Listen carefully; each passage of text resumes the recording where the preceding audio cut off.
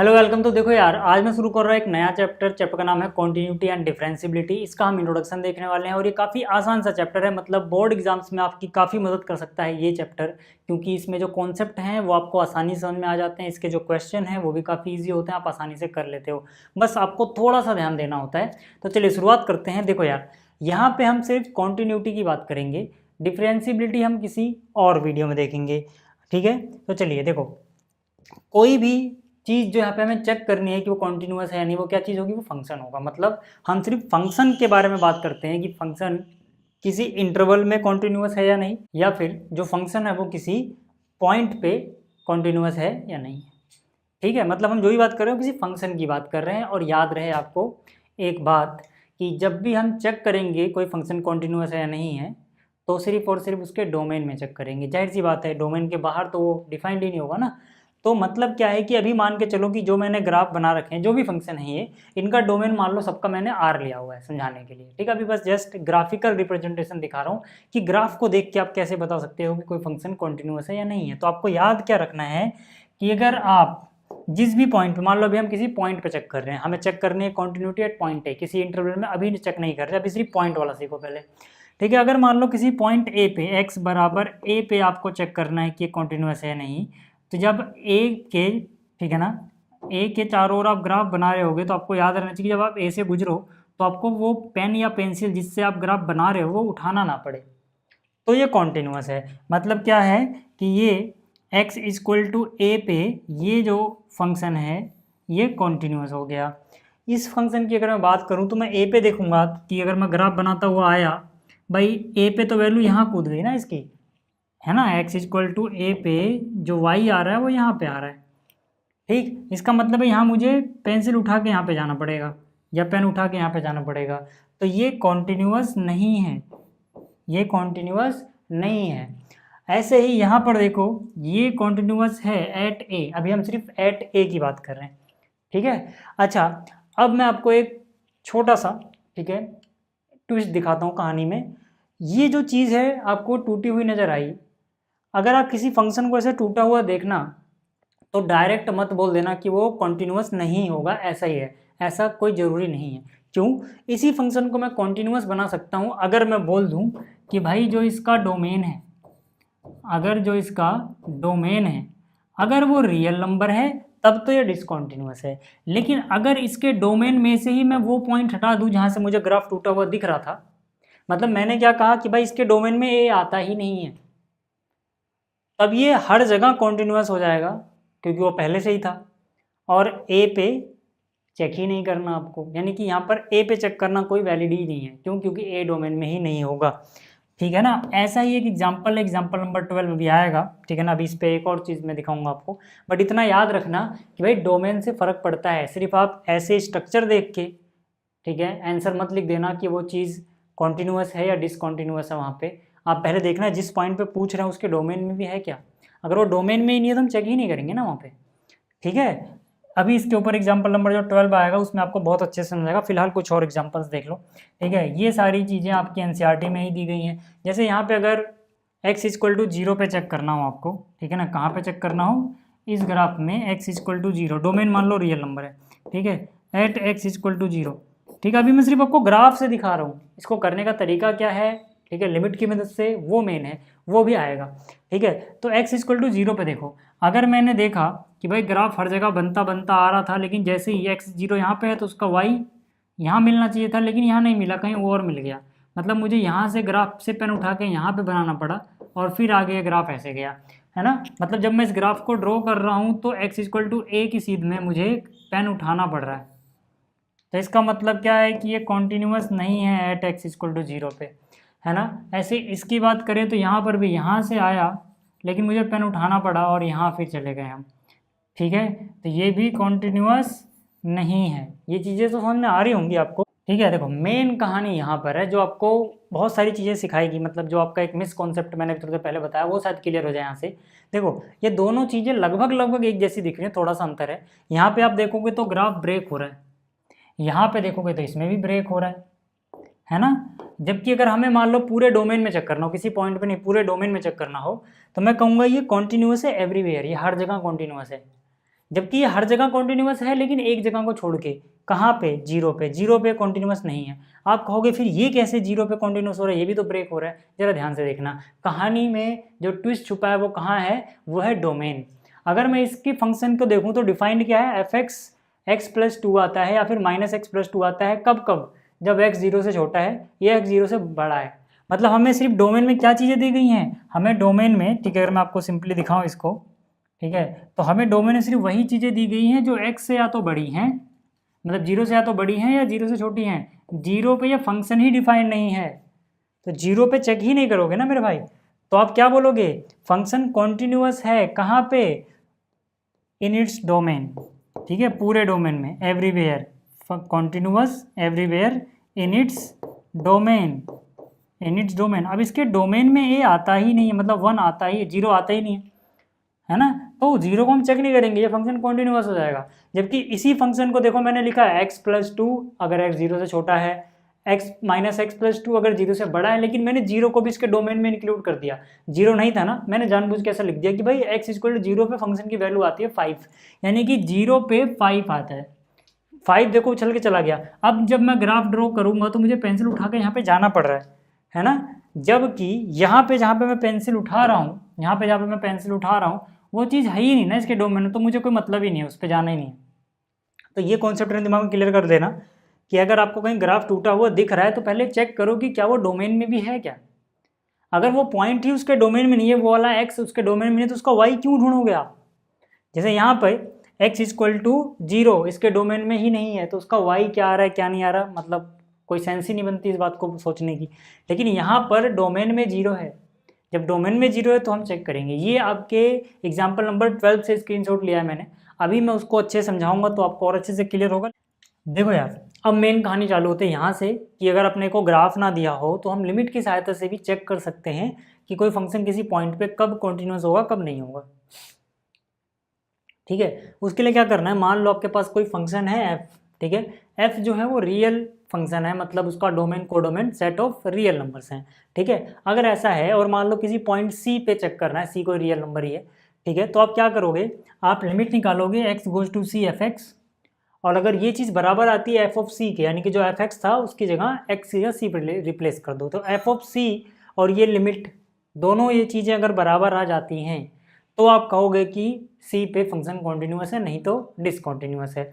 अब आप देखो क्लास 11th याद करो कि लिमिट एग्जिस्ट करती है या नहीं, हम चेक कैसे करते थे कि भाई LHL और RHL है ना, यानी कि लिमिट निकालोगे x goes to c negative and x goes to c positive, ये दोनों चीज़ें बराबर हैं तो, ठीक है, इसको हम क्या बोलते थे याद करो, LHL बोलते थे, लेफ्ट हैंड लिमिट। लेकिन ये हमेशा अलग अलग निकालने की जरूरत होती नहीं है, मैं बताता हूँ कब नहीं होती, ठीक है, पहले मैं लिख लेता हूँ, और ये होता है RHL। ठीक है, आपने देखा होगा कई बार जो फंक्शन होता है अपना उसकी एक से ज़्यादा डेफिनेशंस होती है, डिपेंड करता है कि एक्स क्या है। जैसे मॉडुलस फंक्शन के बारे में आपने पढ़ा हुआ है कि भाई ये माइनस एक्स भी या फिर एक्स भी दोनों ही रिजल्ट दे सकता है, डिपेंड करता है कि एक्स क्या है। एक्स अगर जीरो से छोटा है तो ये माइनस एक्स देता है, और एक्स अगर जीरो से बड़ा या बराबर हो, मैं बात कर रहा हूँ मोड ऑफ एक्स की, ठीक है, तो ये रिजल्ट आता है, याद आया।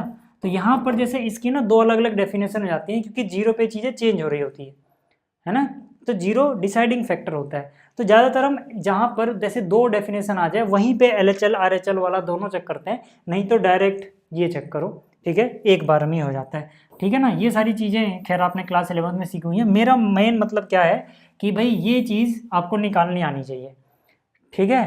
खैर अब अगर इतना हो गया तो चलो कुछ क्वेश्चन करते हैं, फिर हम देखो ये तो हमने भी किसी पॉइंट पे सीखा है ना, फिर हम एक इंटरवल में सीख लेंगे, लेकिन पहले कुछ क्वेश्चन करते हैं। ठीक है, जैसे कह रहा है check the continuity of the function given by this. ठीक है, यहाँ पे एक फंक्शन है एफ ऑफ एक्स बराबर क्या है 2x + 3, ठीक है ना, और हमें चेक कहाँ करना है, सिर्फ एक पॉइंट पे एट x = 1। आप चाहो तो इसका ग्राफ भी बना सकते हो, है ना। एफ ऑफ एक्स क्या होता है भाई, एफ ऑफ एक्स को आप y लिख सकते हो, है ना, जो ये एफ ऑफ एक्स है इसी को y लिख सकते हो, तो यहाँ से हो जाएगा ये 2x + 3। ठीक है, इसका ग्राफ आपको बनाना आता होगा, आपने क्लास 10th में ही सीख लिया था यार, ये 8th में भी सीखा था, 9th में भी सीखा था। हालांकि अभी हम ग्राफ की बात नहीं कर रहे हैं, ठीक है ना। ग्राफ से आप देखोगे तो ये कॉन्टिन्यूस आएगा क्योंकि पॉलिनोमियल फंक्शन है, पॉलिनोमियल फंक्शन जो होते हैं वो कॉन्टिन्यूस होते हैं, है ना। अब ये प्रूव करने को भी आएगा, बट अभी मैं इस बात का इस्तेमाल नहीं कर रहा। चेक करने को ऐसे भी बोल सकते हैं हम, ये पॉलिनोमियल फंक्शन है तो जहाँ जहाँ इसका डोमेन है यानी सारे रियल नंबर वहाँ पे कॉन्टिन्यूस ही है। आप देखोगे एक लाइन की तो इक्वेशन है ये, है ना, y equal to M X plus C जैसा दिख रहा होगा आपको, है ना, इसको एम एक्स प्लस सी मान लो यार। यहाँ पे स्लोप आपको 2 नज़र आ रहा होगा, जो y इंटरसेप्ट है वो 3 नज़र आ रहा होगा। लेकिन अभी मैं ग्राफ की बात नहीं कर रहा, मैं ये कह रहा हूँ कि जो मैंने आपको भी कॉन्सेप्ट बताया वैसे कैसे चेक करेंगे। तो यहाँ पर देखो हम निकालेंगे लिमिट x गोज टू, कहाँ पे चेक करना है सर, 1 पे चेक करना है, x goes to n f x, ठीक है। अब यहाँ पे क्या हम LHL RHL अलग अलग निकालें, मेरे कहने का मतलब है कि क्या हम ये चीज़ करें, नहीं, कोई ज़रूरत नहीं है। क्यों? क्योंकि यार वो हम तब करेंगे ना जब फंक्शन की वैल्यू 1 पे ही चेंज हो रही होती। अब यहाँ तो फंक्शन की सिर्फ यही वैल्यू आ रही है, अलग तो चेंज हो नहीं रही है, तो सीधा सीधा आप ये निकाल पाओगे। तो ये कितना हो जाएगा, देखो लिमिट x गोज टू 1 और एफ ऑफ एक्स कौन सा इस्तेमाल हो रहा है, एक ही तो डेफिनेशन है उसकी। और आपको पता है कि अगर लिमिट में जो भी x है उसकी जगह पे ये चीज़ पुट करने पे कोई दिक्कत ना हो, अनडिफाइंड वगैरह ना बने, कोई अनडिटर्मिनेंट फॉर्म ना बने लिमिट की, जो हमने क्लास 11 पढ़ी थी, तो हम पुट कर सकते हैं। तो यहाँ पे 1 पुट कर दो तो 2 1 जा 2 + 1, सीधा यहीं लिख दूँ क्या, ठीक है, यहीं लिख दूँ, कितना हो जाएगा, ये 5 हो जाएगा। तो मतलब लिमिटिंग वैल्यू तो 5 आ गई। अब मुझे ये भी देखना है कि अगर मैं 1 पुट करूँ यहाँ पर, जो कि है 2x + 3, तो यानी कि एफ ऑफ 1 की वैल्यू कितनी आएगी, तो एफ ऑफ 1 की वैल्यू भी कितनी आ जाएगी, 5 आ जाएगी। चाप करके देख लो।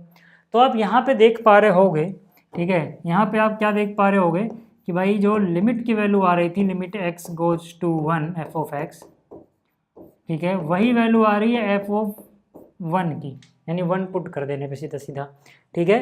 तो यहाँ पर देखो जो लिमिट की वैल्यू आ रही थी वही एफ ऑफ सी की जगह 1 है अपने क्वेश्चन में, वही वैल्यू आ रही है। तो हम क्या बोलेंगे, हमें 1 पे चेक करना था ना, तो हम बोलेंगे जो फंक्शन एफ ऑफ एक्स ये कॉन्टिन्यूअस है, ये क्या है, कॉन्टिन्यूअस है एट x इक्वल टू 1, ठीक है। तो इस तरह से हम चीज़ों को चेक कर लेते हैं अगर हमें एक पॉइंट पे चेक करना हो तो, ठीक है। जैसे हम आगे बढ़ते रहेंगे आपको सारी चीज़ें क्लियर होती रहेंगी। देखो एग्जाम्पल नंबर 2 देखो फिर से, इसमें अपने पास क्वेश्चन क्या है कि भाई एफ ऑफ एक्स क्या है, x²। अब ये भी पॉलिनोमियल फंक्शन है तो जाहिर सी बात है कॉन्टिन्यूअस तो हो गई होगा, हमें पर अलग तरीके से चेक करना है ना, एट x इक्वल टू 0। हालांकि ग्राफ से भी आप देख सकते हो कि भाई इसका जो ग्राफ आता है वो कुछ ऐसा आता है, ठीक है ना, तो ये तो कॉन्टिन्यूस होता ही है, बट कोई नहीं, ठीक।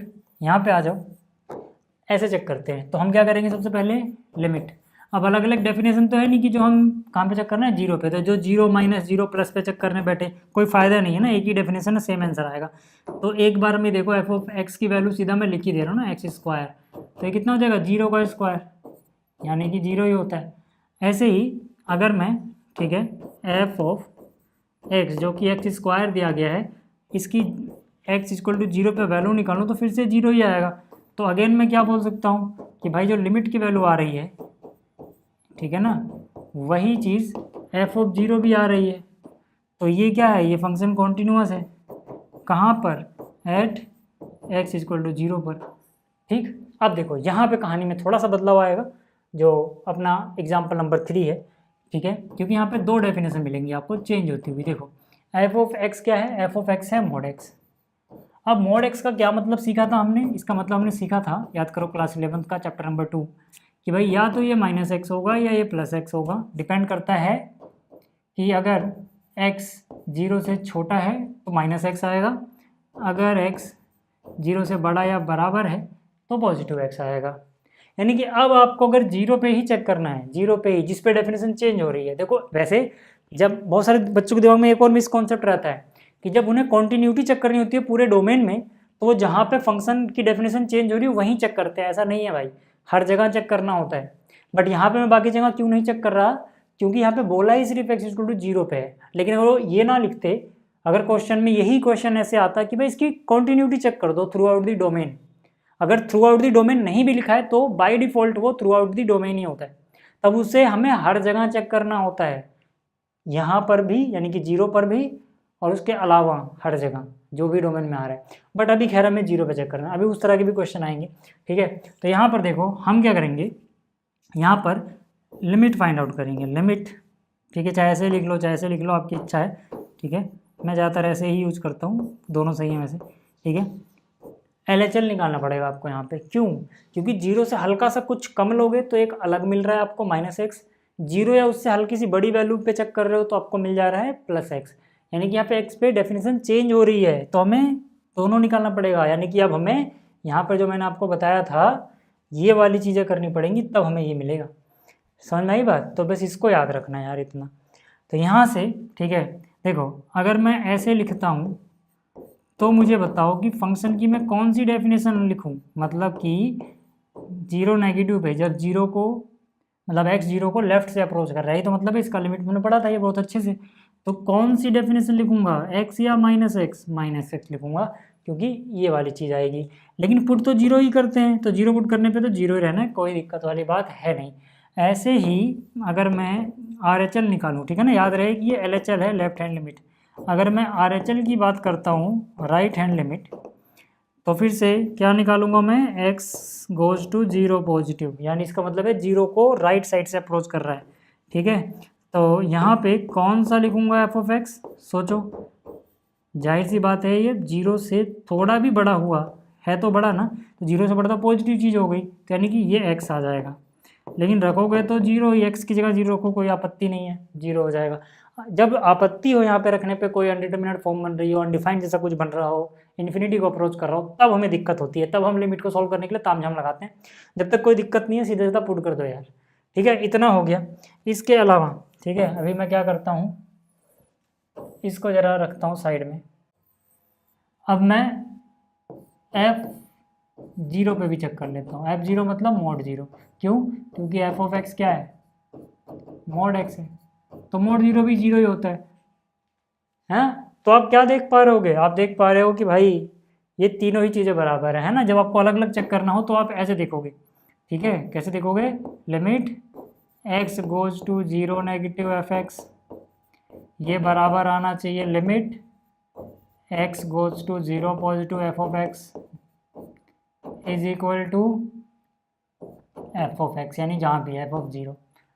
ठीक है, ये तीनों ही बराबर आ गए हैं ना, तो हम क्या बोलेंगे, हम बोलेंगे भाई इम्प्लाई करता है कि जो अपना फंक्शन है, फंक्शन इज कॉन्टिन्यूअस। अभी हमें सिर्फ एक पॉइंट पे बताना है, तो उसी पॉइंट की बात कर रहा हूँ मैं, at x equal to zero. समझ में आया? किसी पॉइंट पे किस तरह से चेक कर रहे हैं अपन। आगे चलते हैं। अगला देखो, फिर से यहाँ पे दो डेफिनेशन मिल रही है, जीरो पे चेंज हो रहा है ना। अगर हमें सारी जगह चेक करना होता तो हम सारी जगह ही चेक करते हैं, सिर्फ जीरो पे नहीं। बट यहाँ बोला नहीं है, यहाँ पे क्या कह रहा है कि शो दैट फंक्शन जो भी ये गिवन है is not continuous at x equal to zero, यानी कि अभी सिर्फ हमें एक्स इक्वल टू जीरो पे ही दिखाना है, बाकी चीज़ों को कंसिडर भी नहीं करना। तो यार देखो, सबसे पहली बात मैं बात करूँ, अगर limit x goes to zero से थोड़ा सा कम, यानी लेफ्ट से जब अप्रोच हो रहा है एफ ऑफ एक्स, तो कौन सा फंक्शन की डेफिनेशन लिखूँ। फंक्शन की दो डेफिनेशन दी गई हैं आपको।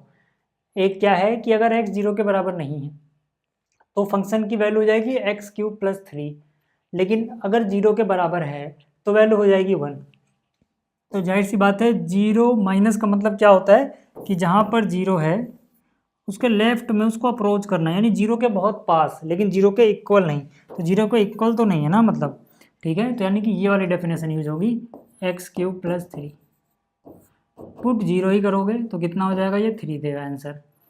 ठीक है, अगर मैं यहाँ पे बात करूँ limit x goes to zero plus f of x, तो फिर से क्या होगा, ये हो जाएगा फिर से limit x goes to zero plus, कौन सी डेफिनेशन लगेगी, जीरो प्लस मतलब जीरो से हल्का सा राइट साइड में शिफ्ट हुआ है, तो मतलब जीरो के बराबर तो नहीं है। तो फिर से जब जीरो के बराबर नहीं है तो यही चीज़ रहेगी, यानी कि x cube plus three is equal to three. यहाँ पे देखो लिमिट तो एग्जिस्ट करती है, अगर लिमिट एग्जिस्ट करती है नहीं, ये क्वेश्चन होता क्लास 11 की तरह, तो हम बोलते हैं हाँ लिमिट एग्जिस्ट करती है और लिमिटिंग वैल्यू थ्री आ रही है। लेकिन यहाँ से हमें कॉन्टिन्यूटी बतानी है, कॉन्टिन्यूटी के लिए हमें एफ ऑफ एक्स भी चेक करना होता है।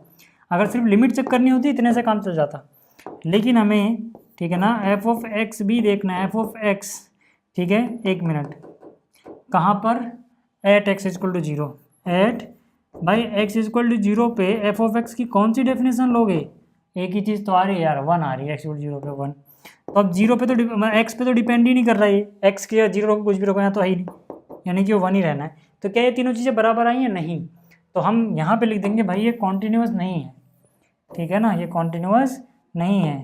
क्यों नहीं है, क्योंकि देखो यहाँ पे limit x goes to zero minus f x, ये तो बराबर आ रहा है limit x goes to 0 plus f x, लेकिन ये चीज़ बराबर नहीं आ पा रही है f ऑफ 0 के, ठीक है। तो इसीलिए ये कॉन्टिन्यूअस नहीं है। तो हम क्या बोलेंगे, function is not continuous, function is not continuous at x equal to 0। ठीक है, आप चाहो तो एक बार मैं हट जाता हूँ, पहले स्क्रीनशॉट ले लो यार, ठीक है। बहुत सारे बच्चों को स्क्रीनशॉट लेना होता है, हालांकि PDF आपको मिल जाएगी, ठीक है। चलो अगला देखो क्या है, check the points where constant function is continuous. हमें क्या चेक करना है, वो पॉइंट चेक करना है जहाँ पर ये कांस्टेंट फंक्शन कॉन्टिन्यूअस होता है। अगर ये ग्राफ थोड़ा ऊपर चला, मतलब क्वेश्चन ऊपर चला गया हो, तो मैं थोड़ा नीचे कर देता हूँ। अब देखो ये जो क्वेश्चन है ये बाकी क्वेश्चन से आपको थोड़ा अलग तो दिख रहा होगा, क्यों? क्योंकि पिछले जो क्वेश्चन थे उसमें आपको कोई पॉइंट दिया हुआ था कि भाई इस पॉइंट पे चेक कर लो फंक्शन कॉन्टिन्यूअस है या नहीं। जैसे अगर मैं बात करूं इस क्वेश्चन की, तो यहाँ पे हमसे 0 पे चेक करना था। मैं इसकी बात करूं, यहाँ पे भी हमें 0 पे चेक करना था। मैं इसकी बात करूं, यहाँ पे भी मुझे 0 पे चेक करना था। मैं इसकी बात करूं, यहाँ पे मुझे एट x इक्वल टू 1 पे चेक करना था। लेकिन यहाँ देखो, यहाँ पे कह रहा है कि चेक करो points where constant function is continuous, वो पॉइंट जहाँ पे कॉन्टिन्यूअस है, यानी कि अब जो भी डोमेन होगा सब में। तो यार देखो ये तो रियल फंक्शन है ना, इसमें कुछ भी पुट करोगे। देखो अगर इसका ग्राफ बनाए अपन, तो देखो एफ ऑफ एक्स क्या है, एफ ऑफ एक्स कोई कांस्टेंट यानी एक्स पे तो डिपेंड ही नहीं करता, एक्स कुछ भी हो, ठीक है। तो इसका ग्राफ से अगर आपको देखना हो तो ग्राफ से आप देख सकते हो। मान लो यहाँ पे, ठीक है ना, एफ ऑफ एक्स को क्या बोलते हैं, वाई, यानी वाई इक्वल टू के, एक्स पे डिपेंड ही नहीं कर रहा। तो एक्स 0 लोगे, मान लो यहाँ पर के आ रहा है, ये के है, तो भी यही मिलेगा। 1 लोगे तो भी के मिलेगा, 2 लोगे तब भी, यानी कुछ ऐसा बनने वाला है। अगर के यहाँ पे है तो कांस्टेंट फंक्शन है ना, ऐसे बनने वाला है। तो ये तो कॉन्टिन्यूअस दिख रहा होगा आपको। बट मान लो कि अगर आपको ऐसे डेफिनेशन, ठीक है, मतलब ग्राफ नहीं बनाना है, तब आप कैसे चेक करोगे, है ना। तब आप कैसे चेक करना, ध्यान दो। डोमेन इसका क्या है, सारे रियल नंबर पे कोई फर्क नहीं पड़ता, इसको कुछ भी पुट कर दो, सब पे ये के ही वैल्यू दे रहा है, ठीक है। तो हम थ्रो आउट चेक करेंगे, ठीक है। तो हम क्या पे लिखेंगे यहाँ पे, let C belongs to real number. C कोई रियल नंबर है। जैसे मान लो हम जब 0 पे चेक कर रहे थे, 0 रियल नंबर था, तो x गोज टू 0 वाली लिमिट निकाल रहे थे ना। बट यहाँ पे कोई पॉइंट ही नहीं दिया हुआ, तो जब मैं ये निकालने जाऊँगा लिमिट x गोज टू, और यहाँ लिखूँगा एफ एक्स, कन्फ्यूजन आएगी यहाँ पे क्या लिखूँ। अगर मान लो मैं ये नहीं मानता हूँ, ठीक है, ये मैं हटा देता हूँ थोड़ी देर के लिए। जब आप चेक करने जाओगे आप कहोगे यार किस पे चेक करूँ अब मैं, है ना। यहाँ तो बहुत सारे पॉइंट हैं, एक एक करके बैठूंगा चेक करने तो इनफाइनाइट पॉइंट है, ज़िंदगी बीत जाएगी, तब भी नहीं होगा। तो उससे अच्छा क्या है कि आपने इकट्ठे कर लिया। आपने कहा कि भाई रियल नंबर में कोई भी नंबर आ जाओ, सबसे लड़ने के लिए हम तैयार हैं, कोई भी आ जाओ, मतलब कोई भी सी ऐसा जो रियल नंबर है आ जाओ भाई, तुम्हारे ऊपर लिमिट चेक कर लेते हैं। क्या फंक्शन की कोई अलग डेफिनेशन मिली? नहीं। तो left hand limit right hand limit check करेंगे? नहीं, ठीक है। ये ठीक वैसे ही जैसे अभी हम चेक कर रहे थे ना भाई, लिमिट एक्स गोज टू 0 या एक्स गोज टू 1, तो वहाँ पे 0 और 1 हमें पता था कि सिर्फ वहीं चेक करना है। यहाँ पे सारे पॉइंट्स पे चेक करना है। सारे पॉइंट हम अलग अलग थोड़ी लिखेंगे, हम कहेंगे भाई यही है, मान लो सारे पॉइंट्स सी है। सी क्या है, कोई भी रियल नंबर हो गया एक बार में, जैसे वहाँ पे 0 पे था। समझ में आ रही ना चीज़ें। चलो तो हम क्या बोलेंगे अब यहाँ पे कि यार फंक्शन की तो एक ही डेफिनेशन है ना, limit x goes to c. Function की डेफिनेशन क्या है भाई, फंक्शन के देता है भाई, एफ ऑफ एक्स की जगह क्या लिख सकते हो, के, ठीक है। तो सी पे तो फर्क ही नहीं, मतलब एक्स पे तो फर्क नहीं पड़ रहा है, एक्स को पुट ही कहाँ करोगे, के ही रहेगा ये, ठीक है। अच्छा दूसरी चीज़ हमें निकालनी होती है कि भाई एफ ऑफ एक्स जो भी के है उसमें अगर एक्स की जगह सी पुट कर दिया है तो आंसर क्या आएगा, तब भी के आएगा। क्योंकि सी पुट कब कर पाओगे, जब यहाँ एक्स होगा, एक्स है ही नहीं यार यहाँ पे। तो आप यहाँ पे देख पा रहे हो कि जो limit x goes to C f x आया वो भी के आया, और जो f के अंदर आपने x की जगह c पुट कर दिया वो भी क्या आया, यानी कि दोनों बराबर आ गए ना। दोनों बराबर आने चाहिए, कुछ फाइनाइट चीज़ आनी चाहिए, है ना। यहाँ पे k कोई फाइनाइट कांस्टेंट या जो भी होगा, ठीक है। तो हम क्या बोल सकते हैं, इसका मतलब है कि function is continuous everywhere, her point पे ही ये कॉन्टिन्यूअस है, कोई डिसकंटिन्यूटी का पॉइंट ही नहीं है। समझ में आ गई बात। याद रखना एवरीवेयर मतलब एवरी रियल नंबर, जो भी इसका डोमेन है वहाँ पे एवरीवेयर, ठीक। अगला देखो यार, अगला जो क्वेश्चन है ना, शायद ये थोड़ा बाहर जा रहा होगा, मैं ऐसे ले आता हूँ उसको, ठीक है। अब दिख रहा है क्या, हाँ ठीक है, यहाँ पे कह रहा है prove that identity function on real number given by f x equal to x is continuous at every real number. तो जाहिर सी बात है यार, इसको तो आप ग्राफ से भी देख सकते हो, एक तरीका है, ठीक है। y इक्वल टू एक्स, इसका ग्राफ तो आपने बहुत बार पढ़ा हुआ होगा यार, y इक्वल टू एक्स ऐसे बनता है, ठीक है ना, ओरिजिन से होता हुआ जाता है ये, तो ये तो कॉन्टिन्यूअस होता ही है। साथ ही साथ आप ये भी कह सकते हो पॉलिनोमियल फंक्शन ही तो है, तो पॉलिनोमियल फंक्शन हर जगह कॉन्टिन्यूअस होता है, ठीक है। लेकिन अगर हम लिमिट वाले तरीके से ही देख रहे हैं तो कैसे करेंगे वो देख लो, ठीक है। तो मैं क्या बोलूँगा फिर से, अब किस पॉइंट पे चेक करूँ, सारे पॉइंट पे चेक करना है, सारे पॉइंट पे एक एक करके चेक करना पॉसिबल ही नहीं है।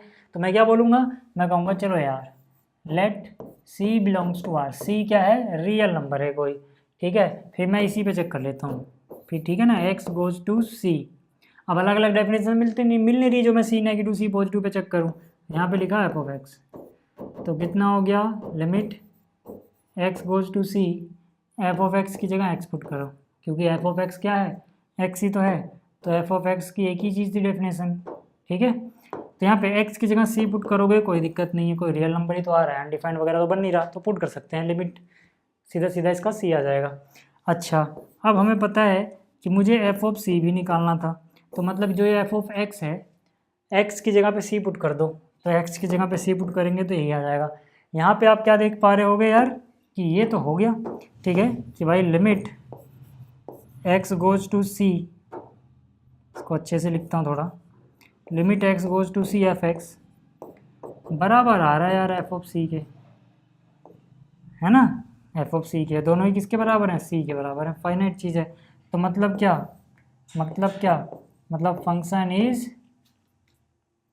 Continuous for all c belongs to real number, या फिर यूँ कह सकते हो हर रियल नंबर पे क्या है ये, कॉन्टिन्यूअस है। समझ में आ गई बात। चलो अब बात करते हैं थोड़ा और आगे, ठीक है, आगे चलते हैं थोड़ा। अगला देखो क्या है, एक और छोटा सा कॉन्सेप्ट, अभी तो हमने जो देखा ना वो किसी पॉइंट पे था, अब अगर किसी डोमेन में आपको चेक करना है ना, हालांकि ये डोमेन ही समझो, डोमेन मतलब सॉरी इंटरवल, ये भी इंटरवल ही समझो यार, माइनस इन्फिनिटी से इन्फिनिटी तक चेक करना था। ये वाला क्वेश्चन और ये वाला क्वेश्चन हमें कोई एक पॉइंट नहीं दिया था ना, यहाँ समझ लो एक इंटरवल ही तो था, माइनस इन्फिनिटी से इन्फिनिटी तक। ऐसे अगर कोई छोटा और इंटरवल दे दिया जाए तो क्या करेंगे उसकी बात करते हैं, ठीक है ना। तो इतना तो आपको अब तक समझ में आ गया होगा कि अभी जो हमने पढ़ा है वही है, बस किसी इंटरवल में अगर हमें चेक करना है, ठीक है ना। मान लो ठीक है आपके पास कोई फंक्शन है, तो हम उसको कम्प्लीटली कॉन्टिन्यूअस यानी कॉन्टिन्यूअस एवरीवेयर कब बोलेंगे, किसी पॉइंट की बात नहीं कर रहा मैं, पूरे डोमेन में उसे कॉन्टिन्यूअस कब बोलेंगे, जब वो डोमेन के हर एक पॉइंट पे कॉन्टिन्यूअस हो। वही चीज़ यहाँ पे देखो लिखी हुई है, a real function f is said to be continuous if it is continuous at every point in the domain of f. समझ में आ गया, मतलब समझो कि कोई फंक्शन है जिसका जो डोमेन है ना वो इतना ही है, ठीक है, ए से बी, ठीक है, क्लोज इंटरवल है यहाँ पे। तो आपको याद रखना है कि मान लो कि मैंने, ठीक है ना, ए से बी तक इसका ग्राफ बनाया और कुछ इस तरह से आया, तो आप देख पा रहे होगे कि हर एक पॉइंट पे कॉन्टिन्यूअस है ना, कहीं भी ऐसा नहीं है कि कोई पॉइंट हमें मिले जहाँ पे हमें पेंसिल या पेन उठाना पड़े इसको ड्रॉ करने के लिए, ठीक है, इंक्लूडिंग इट्स एंड पॉइंट, ठीक है। अगर यहाँ पे क्लोज इंटरवल है तो यहाँ पे इंक्लूडिंग इट्स एंड पॉइंट, तो इसको हम क्या बोलेंगे कि भाई हर एक पॉइंट पे कॉन्टिन्यूअस है। लेकिन यहाँ पे ध्यान देने वाली बात क्या है कि जब भी ऐसे आपको इंटरवल में दिया जाएगा, आप अंदर के तो किसी भी पॉइंट पे लिमिट आराम से निकाल लोगे, लेफ्ट हैंड लिमिट निकल जाएगी, राइट हैंड लिमिट निकल जाएगी, उस पॉइंट पे फंक्शन की वैल्यू भी निकल जाएगी। लेकिन यहाँ पे सीखने वाली बात क्या है, जो आपको ध्यान देना है कि जो इसके एंड पॉइंट हैं, जो इसके एंड पॉइंट है, जब यहाँ पे आप लिमिट चेक कर रहे होगे, तो जैसे अगर मैं इसकी बात करूँ इस पॉइंट पे यानी ए पे, तो इसके लेफ्ट में तो कुछ है ही नहीं, वहाँ पे तो ग्राफ ही नहीं है।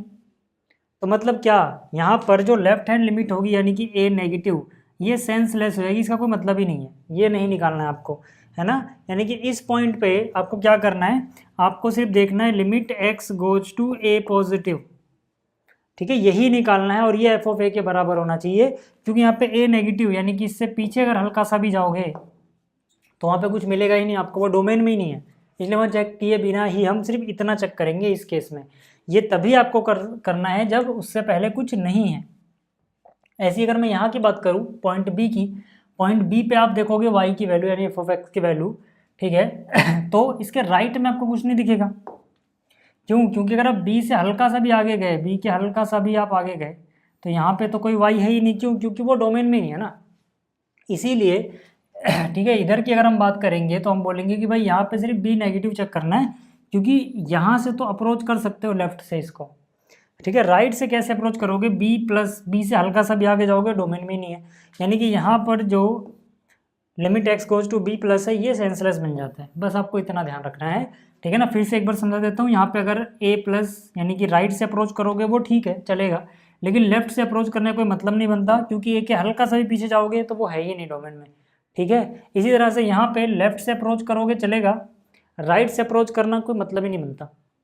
आगे बात समझ में? तो इतना आपको क्लियर होना चाहिए। कहने का ये मतलब है कि जहाँ भी बात की जा रही है हर एक पॉइंट पे कॉन्टिन्यूअस होना चाहिए। अगला एग्जाम्पल देखो यार, अब अगला एग्जाम्पल है एग्जाम्पल नंबर 7 में। देखो फिर से अपने पास एक फंक्शन है एफ ऑफ एक्स बराबर है मॉड एक्स। अब आप कहोगे कि यार ये क्वेश्चन तो अभी आया था थोड़ी देर पहले, है ना? देखो जरा ध्यान से, ये जो क्वेश्चन है, ठीक है, ये रहा भाई, कॉन्टिन्यूटी डिस्कस करनी थी एफ ऑफ एक्स जहाँ पे मॉड एक्स था, लेकिन दोनों में अंतर क्या है? ये वाला जो क्वेश्चन है इसमें सिर्फ एक्स इक्वल टू 0 पे चेक करनी थी। यहाँ पे क्या करना है, ध्यान से देखो, यहाँ पे क्या करना है, यहाँ पे कुछ लिखा हुआ है कि इस पॉइंट पे चेक करो, नहीं, तो throughout its domain check करना है, यानी इसके पूरे डोमेन में चेक करना है ना? यानी कि अभी हम बात कर रहे हैं पूरे डोमेन की, जो भी कॉन्सेप्ट मैंने आपको पढ़ाया इसकी। तो पूरे डोमेन में कैसे चेक करेंगे, ध्यान से देखना। यहाँ पर मैंने लिखा एफ ऑफ एक्स, इसकी डेफिनेशन क्या है कि भाई ये माइनस एक्स आता है if x is less than 0, ये एक्स आता है if x is greater than equal to 0। यहाँ तक ठीक है? यहाँ तक ठीक है? देखो चेक हमें हर पॉइंट पे ही करना है। ठीक है, तो एक तरीका तो ये होता है जब हमने वो चीज़ पढ़ ली होती है, भाई पॉलिनोमियल फंक्शन कॉन्टिन्यूअस होता है। अभी मैंने आपको पढ़ाया नहीं है तो उसके बिना मैं आपको करके दिखाता हूँ कैसे करेंगे। तो यहाँ पे हम क्या करेंगे, यहाँ पे हम 3 कैटेगरी में बांटेंगे। देखो अगर मैं नंबर लाइन को ऐसे ड्रॉ करूँ समझाने के लिए, सिर्फ ये नंबर लाइन को ड्रॉ करूँ, तो यहाँ पे 0 पे डेफिनेशन चेंज हो रही है, कहीं पे आ रहा होगा 0। अगर आप ध्यान से देखोगे, ठीक है, तो ये जो वैल्यूज़ हैं सारी की सारी, ठीक है, 0 से छोटी, 0 से छोटी, यहाँ पे एफ ऑफ एक्स की जो वैल्यू है वो माइनस एक्स आती है। ठीक है, और अगर मैं यहाँ पे बात करता हूँ at x equal to 0, at x equal to 0 पे एफ ऑफ एक्स की वैल्यू एक्स आती है, और साथ ही साथ अच्छा ये डेफिनेशन इधर भी वही है, यानी कि इधर भी, ठीक है ना, सेम डेफिनेशन आती है, इधर कुछ भी ले लो। ठीक है ना? तो मतलब क्या है कि अब मुझे सिर्फ 0 पे नहीं चेक करना, यहाँ तो बहुत सारे पॉइंट छुपे बैठे हैं, इनफाइनाइट पॉइंट है, उन सब पे चेक करना है। तो इनफाइनाइट पॉइंट पे कैसे चेक कर सकता हूँ मैं? ठीक है, तो उसका एक तरीका तो ये है ना, कई अलग अलग तरीके हैं। एक तरीका ये है कि आप सी मानो कि भाई 3 केस बनाओ, केस 1, केस 2, केस 3।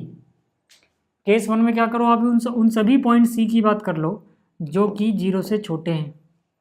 केस 2 में यानी इस वाले केस में आप क्या करो, उन सभी पॉइंट्स की बात कर लो जहाँ पे c इक्वल टू 0 है, और यहाँ पर आप उन सभी पॉइंट्स की बात कर लो जहाँ पे c ग्रेटर देन 0 है। समझ में आ रही बात? ठीक है ना? मैं क्या करता हूँ ना, इसको इसे इसकी बात कर रहा हूँ मैं इतने के लिए। ठीक है, तो ऐसे अलग अलग केस बना दोगे। ठीक है, अभी ये क्वेश्चन और छोटा हो जाएगा जब हम ये पढ़ लेंगे कि पॉलिनोमियल फंक्शन अपने डोमेन में कॉन्टिन्यूअस ही होता है। फिर इसको ब्रेक करके छोटे छोटे 2 अलग अलग पॉलिनोमियल में डिवाइड करेंगे तो जल्दी हो जाएगा, लेकिन अभी वो चीज़ आई नहीं है। तो अभी हम कैसे करेंगे, हम यहाँ पे लिखेंगे लेट। ठीक है, लेट, या यूँ कह लो, लेट वेट मत लिखो, अब लिखो केस 1, केस 1। ठीक है, इसके बाद लिखो late c belongs to real number and c is less than 0। ठीक है, c 0 से लेस है, 0 से लेस लिया है हम। देखो जितने भी 0 से छोटी चीज़ें मिलेंगी वहाँ पे तो डेफिनेशन चेंज नहीं हो रही फंक्शन की डेफिनेशन तो 0 पे चेंज हो रही है। 0 से छोटा कोई पॉइंट लोगे हमेशा डेफिनेशन यही रह रही है, मतलब यहाँ पे हमें अलग अलग लिमिट निकालने की जरूरत नहीं है। c की बात करूँ अगर मैं, है ना, c नेगेटिव c पॉजिटिव नहीं, लेकिन डेफिनेशन आएगी क्या फंक्शन की जो डेफिनेशन आएगी वो x ना आके -x आएगी, क्योंकि c लेस देन 0 जाओगे फंक्शन की डेफिनेशन आपको मिलेगी -x। ठीक है, पुट तो आपको c ही करना है, तो आंसर क्या आ जाएगा -c। ठीक है, अच्छा फिर इसके बाद अगर हम आगे चलें थोड़ा तो हम बोलेंगे यार चलो ठीक है, लिमिट तो हमने निकाल ली। अब यहाँ पे एफ ऑफ सी निकालना है, ठीक है। लेकिन रुको, एफ ऑफ एक्स कौन सा आएगा इस केस में वो भी लिख देता हूँ ताकि आपको समझ में आए। देखो अभी हम बात कर रहे हैं सिर्फ इसकी, जब सी 0 से छोटा है, तो जब सी 0 से छोटा है उस केस में, ठीक है ना, उस केस में कौन सा फंक्शन लोगे आप, ठीक है, यानी कि उन सभी एक्स की बात कर रहे हैं जो सी की तरह, एक्स सी की जगह आ गया या सी एक्स की जगह आ गया, आप ये समझो। तो यही वाला यानी कि माइनस एक्स है, तो एफ ऑफ सी क्या हो जाएगा, माइनस सी, ठीक है। अभी मैंने इस केस की बात ही नहीं करी है, इस केस की बात ही नहीं करी है, ये केस 1 ये वाला है, समझ में आई बात, ये क्लियर हो गया। तो जैसे ही इतना हुआ हम क्या बोल पाएंगे यहाँ पे, हम यहाँ पे बोल पाएंगे कि भाई जब हम इस केस की बात कर रहे हैं तो हम कह रहे हैं कि limit x goes to C f x बराबर आता है एफ ऑफ सी के, और ये दोनों चीज़ें माइनस सी के बराबर आ रही हैं, ठीक है ना। तो function is continuous for all c less than 0, है ना, ऐसे लिखो ज़्यादा अच्छा रहेगा।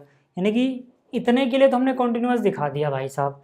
इसके बाद क्या करेंगे ज़रा ध्यान से देखो, इसके बाद क्या करेंगे, इसके बाद ठीक है मैं एक काम करता हूँ, इसको थोड़ा सा यहाँ पे शिफ्ट कर देता हूँ और छोटा कर देता हूँ, है ना। अब हम बात करेंगे केस 2 की, ठीक है। अभी केस 2 रहने दो, केस 3 की बात कर लेते हैं, जब सी ग्रेटर देन 0 है, ठीक है ना। केस 2 इसको बोलता हूँ मैं, केस 2 मैंने किसको बोला है, इसको बोला है, ठीक है। केस 2 मैंने इसको बोला है, ठीक है। केस 2 इसको बोल रहा हूँ, यानी कि when c is greater than 0, जब सी 0 से बड़ा है। देखो जितने भी सी 0 से बड़े हैं तो फंक्शन की डेफिनेशन है, मतलब सी क्या, कोई ऐसा नंबर जो 0 से बड़ा हो। तो कोई भी नंबर जिसमें जो 0 से बड़ा होगा तो एफ एक्स की डेफिनेशन आएगी एक्स, ठीक है। तो डेफिनेशन अलग अलग तो नहीं आएगी, अलग अलग तो 0 पे आ रही थी, 0 से हल्का सा कम हल्का सा ज़्यादा अलग डेफिनेशन थी, ठीक है। यहाँ तो नहीं आ रही, तो यहाँ पर जब हम ऐसा लिख रहे हैं तो लिमिट एक्स गोज टू सी जब हम लिखेंगे तो अलग अलग डेफिनेशन तो आ नहीं रही है एफ ऑफ एक्स की, तो यही रहने दो, है ना। चाहे आप डायरेक्ट यहाँ पे वैल्यू लिख देते या फिर चलो मैंने अब ऐसा लिख दिया है तो यहाँ पे लिखता हूँ, ठीक है। क्या लिखोगे, एक्स लिखोगे, तो ये सीधा सीधा सी दे देगा आपको, ठीक है। ऐसे ही एफ ऑफ एक्स, यहाँ पर क्या ले रहे हो आप, एक्स ले रहे हो, क्योंकि सी ग्रेटर देन 0 है ना। एक्स की जगह सी पुट करोगे, सी मतलब कोई भी पॉजिटिव रियल नंबर, तो ये वही नंबर दे देगा आपको। इमेजिन कर लो सी की जगह 5 बोल दिया मैंने, है ना, तो एफ ऑफ 5 दे देगा। तो यहाँ पर भी कॉन्टिन्यूअस है, क्यों, यहाँ पे हम बोलेंगे हेयर, ठीक है। तो हम यहाँ क्या बोल सकते हैं, हम बोल सकते हैं भाई यहाँ पर तो limit x goes to C f x बराबर आ गया एफ ऑफ सी, बराबर सी के है, तो इसका मतलब क्या है, function is continuous at all, लिखो बल्कि at all c greater than 0, ठीक है। अब एक केस और बचता है, वो है केस नंबर 3। कौन सा केस, ये वाला केस, इसको मैं केस 3 बोल रहा हूँ, ठीक है। इसको मैं क्या बोल रहा हूँ, केस 3, इसको जानबूझ के बचा के रखा था, ठीक है। केस 3 मतलब जब सी 0 हो, ठीक है। हम क्या बोलेंगे, at c is equal to 0, है ना। अब इक्वल टू 0 तो हमें सीधा सीधा पता है कि भाई 0 पे तो 0 से हल्का सा कम करूँगा अलग डेफिनेशन, हल्का सा ज़्यादा करूँगा अलग डेफिनेशन। तो मैंने लिखा यहाँ पे limit x goes to, c positive बोलो या 0 पॉजिटिव, क्योंकि सी की तो इक्वल वैल्यू है ना, ये सी नेगेटिव बोल दो सीधा या पॉजिटिव बोल दो। देखो 0 नेगेटिव पे क्या आंसर आएगा, माइनस एक्स, तो ये कितना हो जाएगा, रहेगा तो 0 ही, भाई पुट तो 0 ही करोगे ना, ठीक है। ऐसे ही अगर मैं लिमिट निकालूँ यहाँ पे 0 पॉजिटिव या मतलब सी पॉजिटिव, सी इस बार 0 है, इक्वल टू 0 है, तो वही सीधा वही वैल्यू पुट कर रहा हूँ, ये भी 0 आ जाएगा। और अगर मैं एफ ऑफ 0 की वैल्यू निकालूं तो एफ ऑफ 0 भी 0 ही होगा, मोड 0 का आंसर 0 ही आता है, ऐसे भी सोच सकते हो। तो फिर से ये कॉन्टिन्यूअस है ना। तो आप यहाँ लिख लेना कॉन्टिन्यूअस।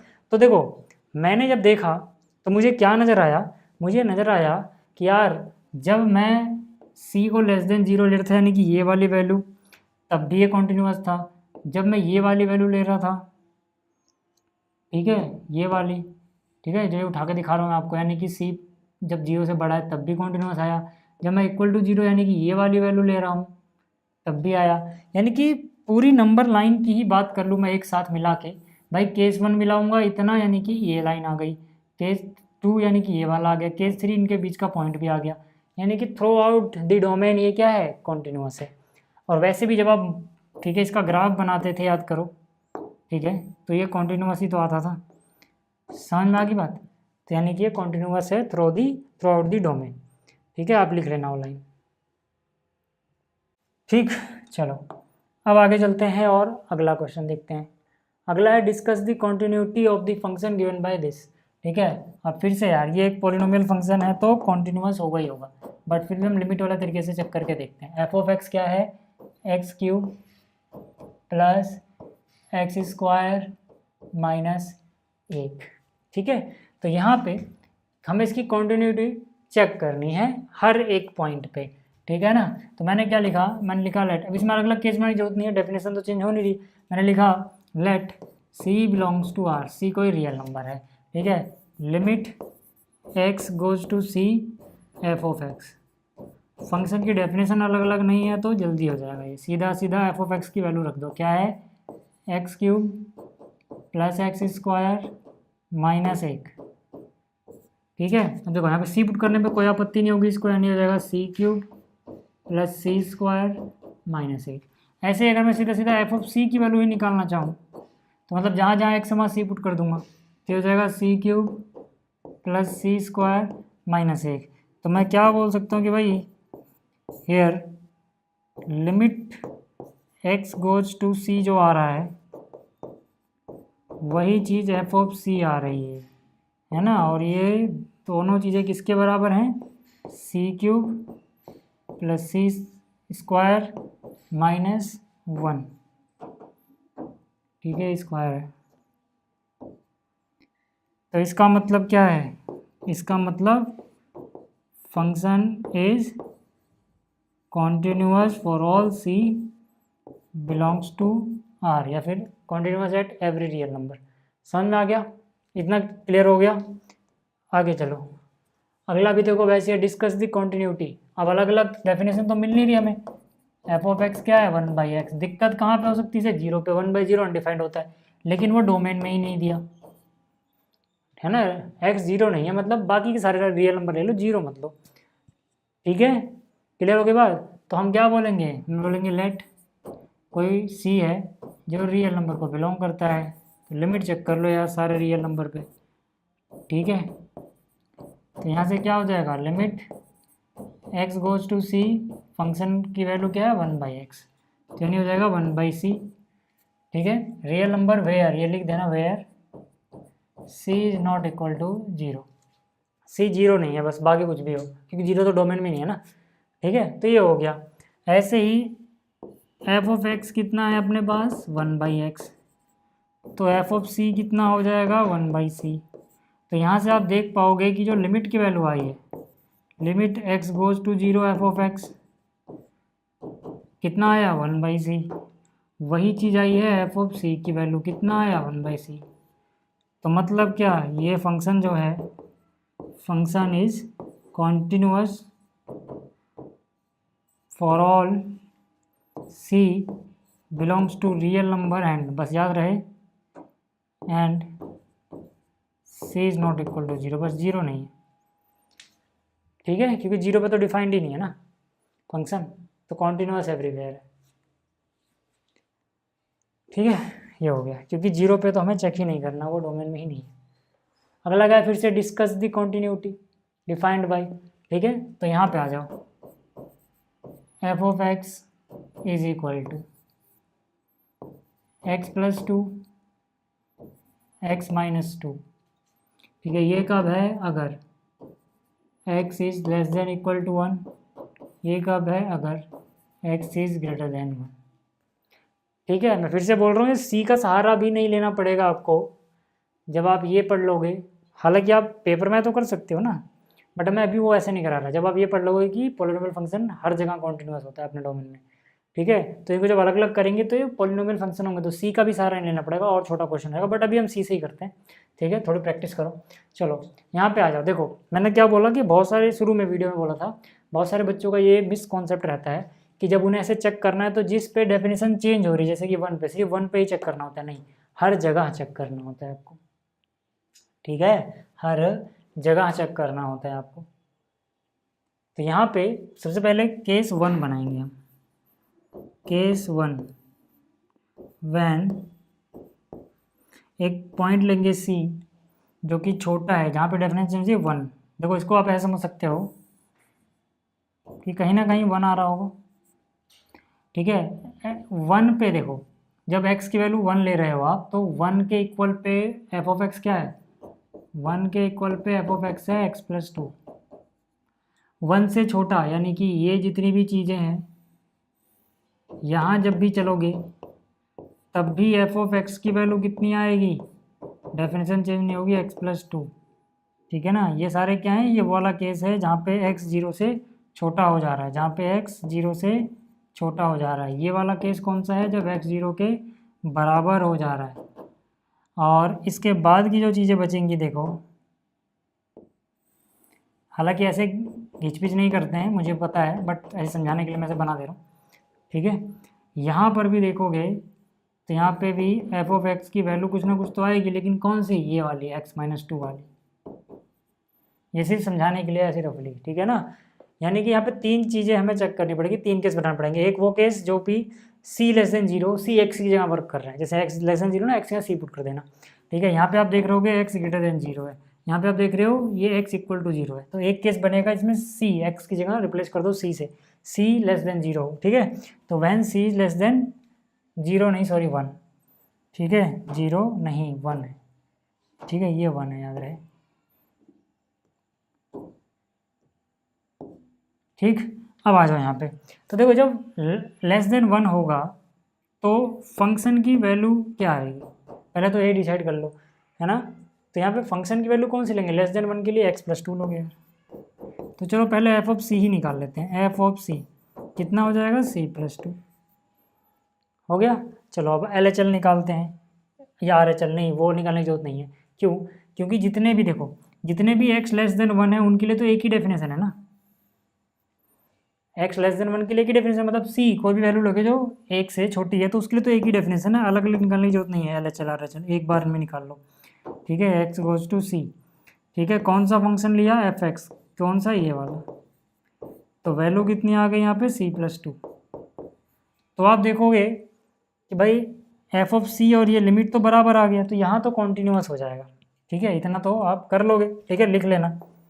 ठीक है, यहाँ पे मैं क्या करता हूँ ना, मैं इसमें तीर बना दे रहा हूँ ऐसे, इसका मतलब है कि जितने भी c लेस देन 0 थे वहाँ पे कॉन्टीन्यूअस है, आप समझ जाओगे ना, ये कॉन्टीन्यूअस है। अब जगह नहीं है तो मैं इतना ही कर रहा हूँ बस।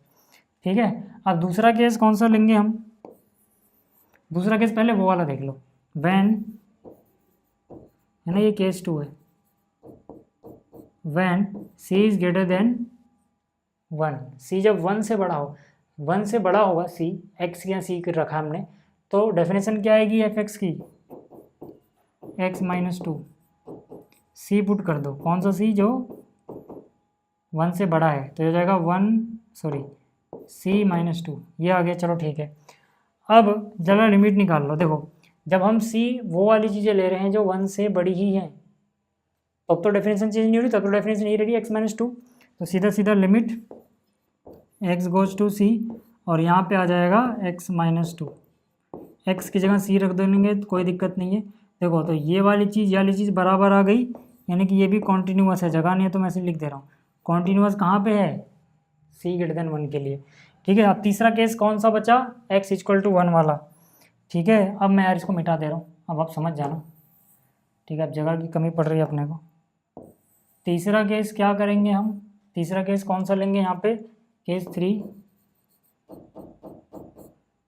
ठीक है, when c is equal to 1। अब देखो, अब यहाँ पर क्या होगा, अब यहाँ पे 1 से हल्का सा पीछे करेंगे, यानी कि LHL की बात करेंगे तो कुछ और मिलेगा फंक्शन। ठीक है, और 1 प्लस करेंगे तो कुछ और मिलेगा, नहीं, यहाँ पे हमें दोनों निकालना होगा। यानी कि यहाँ पे हमें लिखाना पड़ेगा x goes to c plus मतलब 1 प्लस कह सकते हो यहाँ पे। अब जब इक्वल टू आ जाए ना सीधा सीधा, तो आप सीधा वो वैल्यू ही पुट कर दो यार, सोचने में ज़्यादा आसानी रहती है।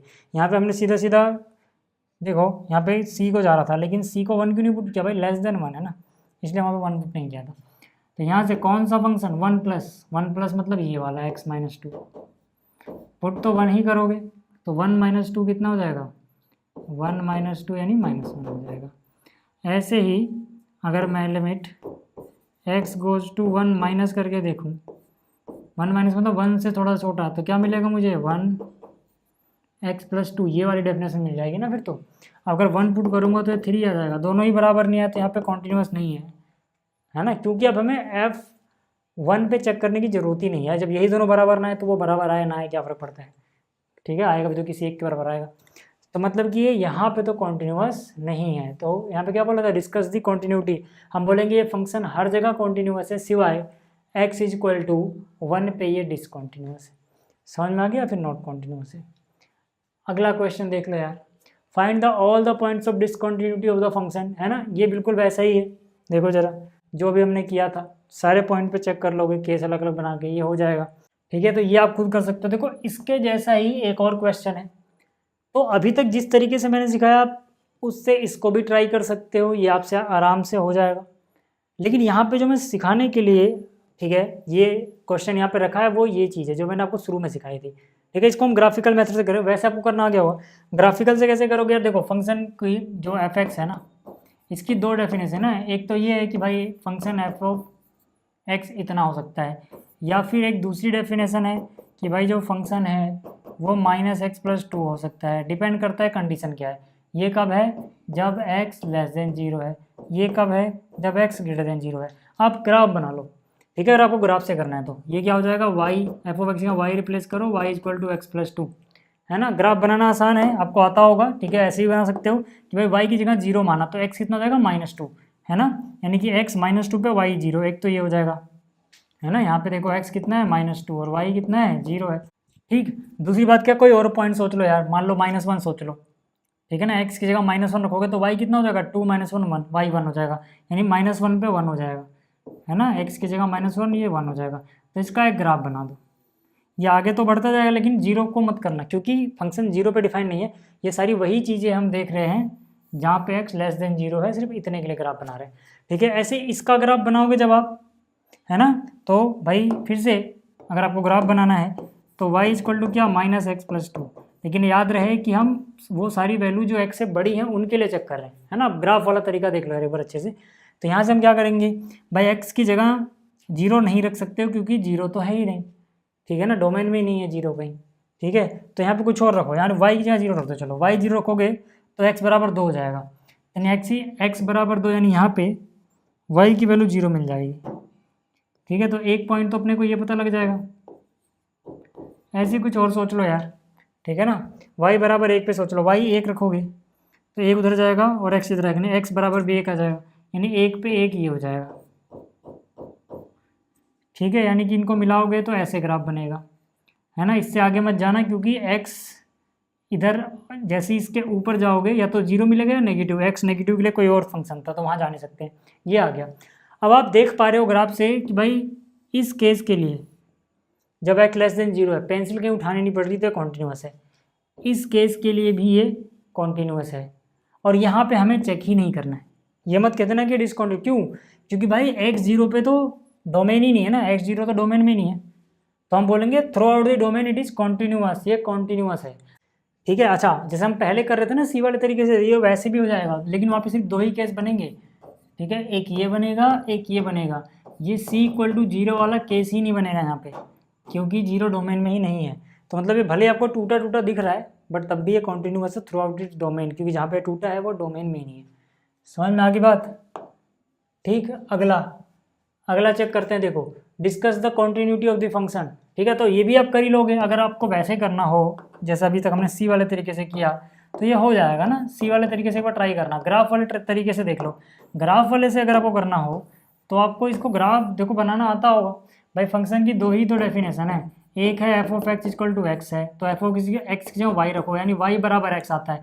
लेकिन ये कब है, जब x greater than equal to 0 है। आपको पता है कि y इक्वल टू एक्स का ग्राफ ऐसे बनता है, जितना y उतना x, लेकिन ये चीज़ डिफाइंड ही कहाँ पे की जा रही है कि भाई ये डेफिनेशन ही तब आ रही है जब x greater than equal to 0 है, यानी कि सिर्फ इतना ही ग्राफ आएगा, इंक्लूडिंग दिस, ये भी इंक्लूड है यहाँ पे, 0 पे 0 है, ठीक है। एक रफ ग्राफ बना रहा हूँ मैं, और x लेस देन 0 पे एक्स स्क्वायर होता है। आपको पता है कि भाई एक्स स्क्वायर एक पैराबोला इस तरह से बनता है अपवर्ड, लेकिन आपको पता है कि भाई जो यहाँ पे एफ ऑफ एक्स बराबर एक्स स्क्वायर है, यानी कि y equal to x square है, यहाँ पे आपको सिर्फ वही x सेलेक्ट करने हैं जहाँ पे x 0 से छोटा हो, 0 से छोटा ही नेगेटिव वाले, तो नेगेटिव वाले अगर आप सेलेक्ट करोगे तो ये ग्राफ सिर्फ ऐसे ही बनेगा।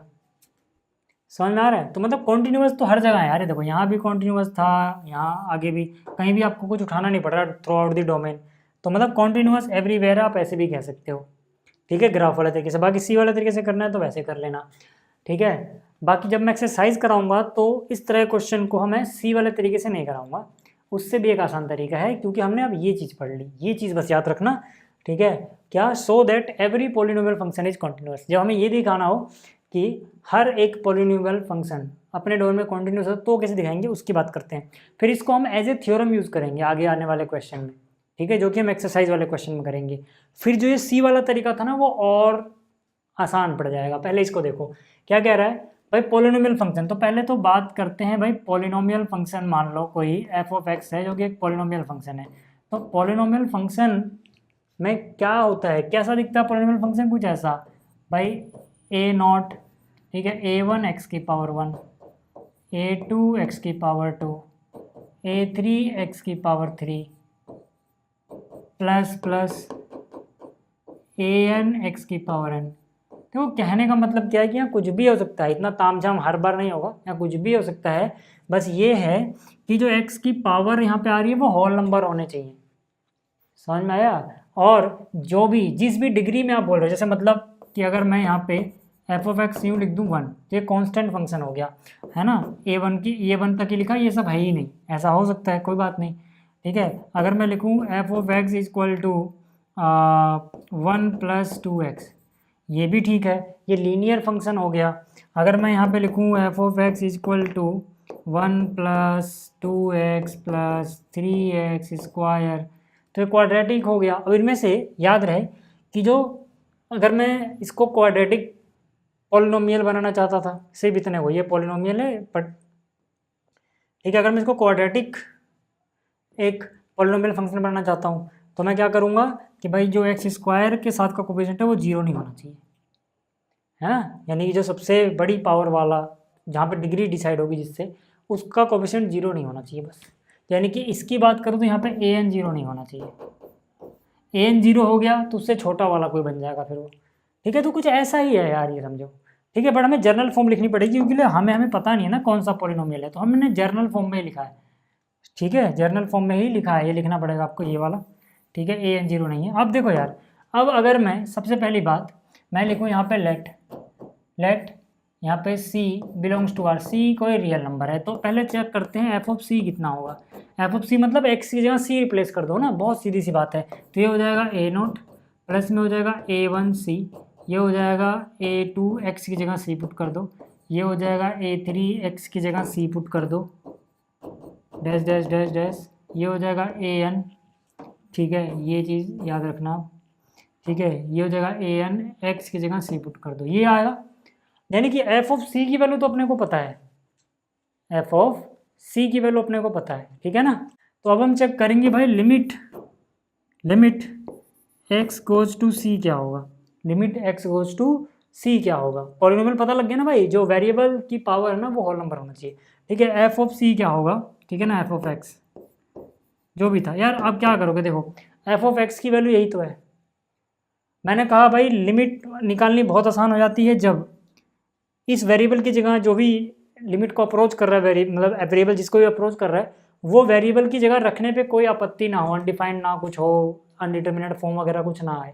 तो यहाँ पे जब सी रखोगे x, यहाँ कोई आपत्ति नहीं हो रही है ना, सी पुट कर दो, यानी ये भी कितना हो जाएगा a0 प्लस a1x की जगह c, फिर a2 x² की जगह c, तो यहाँ पे c² है ना, x की जगह c, तो a3 x की जगह c यानी कि c3।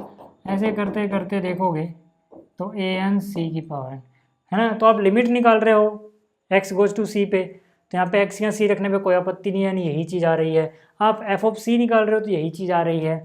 तो यहाँ से आपको क्या पता लग रहा है कि भाई जो limit x goes to c आ रहा है f(x) वही बराबर है f ऑफ c के।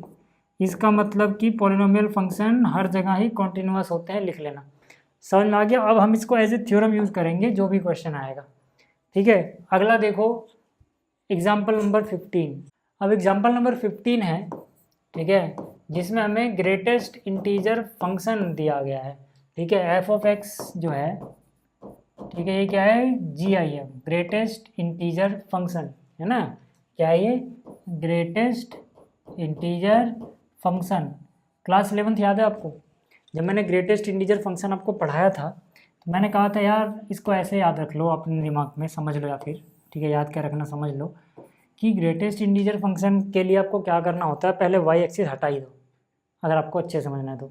ग्रेटेस्ट इंटीजर फंक्शन क्या करता है कि इसके अंदर आप जो भी वैल्यू पुट कर दोगे, है ना, ये माइनस इन्फिनिटी से चेक करता हुआ आएगा। मान लो यहाँ पर कहीं लिखा हुआ है 2.5, मैंने कहा था माइनस इन्फिनिटी से चेक करता हुआ आएगा 2.5 तक, और अपने दिमाग में नोट करता रहेगा कि इसे कौन कौन से इंटीजर अब तक मिले, और जो सबसे ग्रेटेस्ट इंटीजर मिलेगा वो रिटर्न कर देगा। मतलब जैसे यहाँ से आ रहा होगा, इससे पहले 2 आता होगा, इससे पहले 1 आता होगा, इससे पहले 0 आता होगा, इससे पहले -1 आता होगा, इससे पहले -2 आता होगा। मैं सिर्फ इंटीजर की बात कर रहा हूँ, है ना। वैसे तो बहुत सारे नंबर्स आते होंगे, लेकिन ये फंक्शन मान लो एक ऐसा इंसान है जो फटाक से इन्फिनिटी से आगे यहाँ तक आ जाता है और देखता है मुझे कौन कौन से इंटीजर मिलते गए, और जो सबसे बड़ा इंटीजर मिला होता है वो इसे रिटर्न कर देगा। सबसे बड़ा इंटीजर अब तक कौन मिला इसे, 2, तो ये क्या आंसर दे देगा, 2 आंसर दे देगा। ये वाली चीज़ आपको समझ में आ रही है। जैसे अगर मैं मान लो यहाँ पे पुट कर देता -1.5, तो फिर ये क्या करता, ये चेक करता हुआ आता भाई -1.5 देखो यहाँ आएगा, तो ये कहाँ से कहाँ तक चेक करता, हमेशा ये शुरुआत माइनस इन्फिनिटी से करेगा, यानी माइनस इन्फिनिटी से चेक करता हुआ आता सिर्फ यहाँ तक, इससे आगे नहीं बढ़ेगा। ये जो यहाँ पे रहेगा उससे राइट में नहीं जाएगा ये, है ना। इसकी लिमिट अपने को, मतलब इसको अपनी सीमाएं पता है, ठीक। तो जब ये देखेगा कि भाई -1.5 मेरे को मिला, मैं वहाँ तक जा रहा हूँ, तो सबसे बड़ा इंटीजर कौन मिल रहा है मुझे, -2, तो इसका आंसर क्या दे देगा ये, -2। यहाँ तक की चीज़ें समझ में आ रही है आपको। तो अगर ये चीज़ आपको याद है, नहीं याद होगी तो अभी समझ में आ गई होगी ना कि भाई ग्रेटेस्ट इंटीजर फंक्शन काम कैसे करता है। तो यहाँ पे हमसे बोला गया कि जो ग्रेटेस्ट इंटीजर फंक्शन है इसके सभी वो पॉइंट बता दो जहाँ पे ये डिसकॉन्टिन्यूअस होता है, यानी कॉन्टिन्यूअस नहीं होता है, पॉइंट्स ऑफ डिसकॉन्टिन्यूटी। तो इसको हम देखो ग्राफ से करें तो आराम से समझ में आ जाएगा, ठीक है, ग्राफ से करें तो आराम से समझ में आ जाएगा, ध्यान से देखना, ठीक है। ये अपना x एक्सिस है, ये अपना y एक्सिस है। मैंने क्या कहा, मैंने कहा चलो ठीक है कहीं से तो शुरुआत करते हैं जनरलाइज करने के लिए। मैंने कहा x इक्वल टू 0 पे क्या देता होगा भाई, 0 तो खुद ही एक इंटीजर है, यानी माइनस इन्फिनिटी से 0 तो कहेगा 0 ही मिलेगा, यानी कि 0 पे आंसर आ जाएगा 0। अगर मैं 0.1 भी पुट कर दूंगा तो सबसे बड़ा इंटीजर, अगर माइनस इन्फिनिटी से यहाँ तक आओगे तो सबसे बड़ा इंटीजर क्या मिला आपको, सबसे बड़ा इंटीजर मिल गया 0, यानी y 0 रहेगा लेकिन x 0.1 आ गया, है ना। 1 कहीं यहाँ होगा, 2 कहीं यहाँ होगा, 3 कहीं यहाँ होगा। मतलब जैसे यहाँ तक आप पुट कर दो, है ना, 0.999999 कितनी बार भी यहाँ तक पुट कर दो, ये आएगा तो 1 तक नहीं जा पाएगा, ये 1 तक नहीं जा पाएगा। मतलब जैसे यहाँ कहीं 0 रहा होगा, यहाँ कहीं 1 रहा होगा, यहीं पे होगा 0.9999 कहीं लेफ्ट से अप्रोच करता हुआ, तो ये चेक करता हुआ आएगा, 1 तक नहीं बढ़ पाएगा।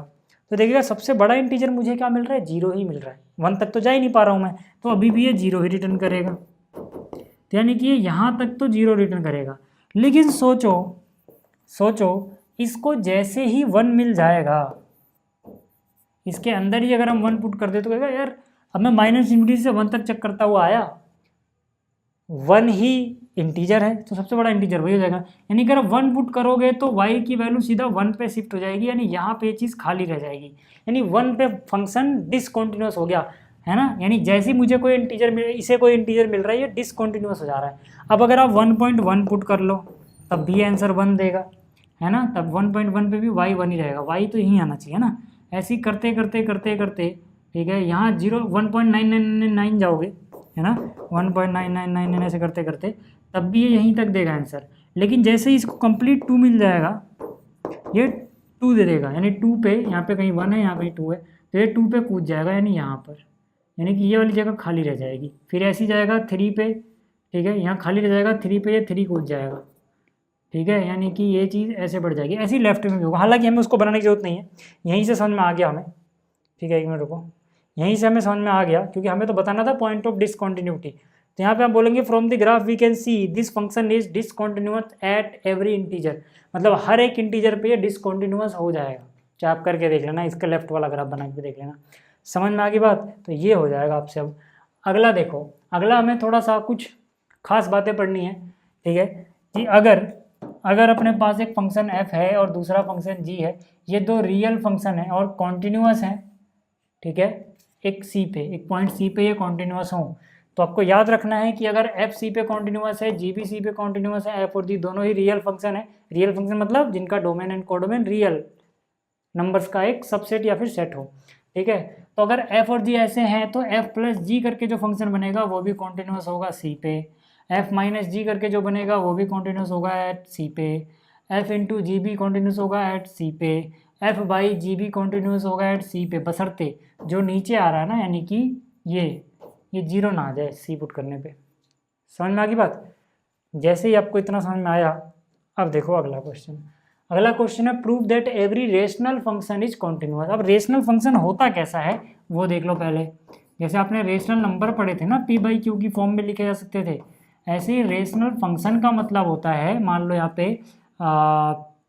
एक एफ एक्स है जो रेशनल फंक्शन है, तो इसका मतलब होता है कि ये जी एक्स बाई मान लो पी एक्स, इन दोनों का रेशो है, जहाँ पर जी एक्स एक पॉलिनोमियल फंक्शन होना चाहिए, याद रहे आपको, पॉलिनोमियल फंक्शन होना चाहिए, पी एक्स भी पॉलिनोमियल फंक्शन होना चाहिए, जैसे वहाँ पे दोनों इंटीजर होने चाहिए थे, ठीक है। लेकिन जो नीचे आ रहा है, नीचे क्या आ रहा है, पी एक्स, नीचे क्या आ रहा है, पी एक्स, ये जीरो के बराबर ना हो, है ना। ज़्यादातर किताबों में क्या लिखा होता है, पी एक्स ऊपर लिखा होता है, तो कोई बात नहीं है यार, आप वैसे ही लिख लो, चलो ठीक है, वैसे ही लिख दो क्या, लो ठीक है, नहीं तो फिर कंफ्यूज होगा ना, आप किताब में शायद पी एक्स ऊपर लिखा है, हालांकि उससे फ़र्क नहीं पड़ता, और क्यू एक्स या जी एक्स जो भी है, क्यू एक्स मान लेते हैं, चलो ये ज़्यादा अच्छा है, क्यू एक्स है ना। जैसे रेशनल नंबर में हम पी बाई क्यू की फॉर्म में लिखते थे, जहाँ पे पी क्या होना चाहिए था, एक इंटीजर, क्यू क्या होना चाहिए था, एक इंटीजर, तो ये रेशनल नंबर होता था, और क्यू जीरो नहीं होना चाहिए था। वैसे ही रेशनल फंक्शन के लिए ये इंटीजर नहीं, क्योंकि तो फंक्शन है ना, तो कौन सा फंक्शन, पॉलिनोमियल फंक्शन होना चाहिए, नीचे वाला पॉलिनोमियल फंक्शन होना चाहिए और जीरो ना हो, ठीक है, ये जो भी है, ठीक है, क्यू एक्स, जी एक्स नहीं, क्यू एक्स ही लिखते हैं इसको, ये जीरो नहीं होना चाहिए, ठीक है। तो इसको अपन कैसे प्रूव कर सकते हैं, यहाँ पे हम सीधा अलग अलग तरीके से करेंगे। हम क्या बोलेंगे कि भाई जो पी एक्स है, ठीक है, ये क्या है, ये है पॉलिनोमियल फंक्शन, और हमें पता है पॉलिनोमियल फंक्शन कॉन्टिन्यूस होता है। इसी तरह से जो क्यू एक्स है, ये भी क्या है, ये भी पॉलिनोमियल फंक्शन है। हम क्या बोलेंगे, पॉलिनोमियल फंक्शन कॉन्टिन्यूस होता है। अगर ऐसा है तो जो इनको डिवाइड करके आएगा, अभी हमने पढ़ा कि एफ और जी अगर दोनों कॉन्टिन्यूस हों तो एफ बाई जी भी कॉन्टिन्यूस होगा। तो वैसे ही पी एक्स और क्यू एक्स, जी एक्स नहीं, कहीं मैं जी एक्स बोलते रहा हूँ, पी एक्स और क्यू एक्स पॉलिनोमियल थे, तो जो इनका डिवीजन है ना, जो इनका डिवीजन है, यानी कि एफ ऑफ एक्स है ना, ये आएगा ना P x by Q x, ये भी क्या होगा, कॉन्टिन्यूस होगा, क्योंकि नीचे वाला जीरो नहीं है, वो कंडीशन होनी चाहिए, वो कंडीशन है। समझ में आ गई बात। तो इस तरह की चीज़ें थी, ठीक है। अभी तो हमने कुछ ऐसे ही जल्दीबाजी में देखा है।